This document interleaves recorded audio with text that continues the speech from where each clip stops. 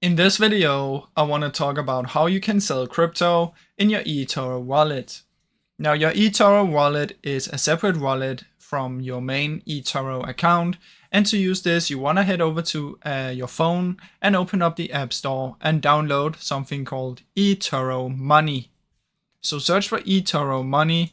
And once you've downloaded the app, you want to open it, log into your eToro account on the app.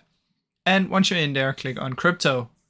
Then once you're in there, you want to select if you want to do Bitcoin, Ethereum, or whatever crypto you have in your wallet. Then simply select sell and enter how much you want to sell. Then you want to confirm this, and then you have now sold the crypto.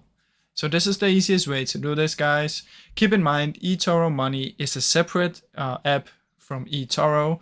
They're owned both by eToro, but it's a separate app that you need to install. Now, I really hope you enjoyed this short video. If you did, please leave a like and subscribe, as it helps me out a ton. Thank you so much for watching.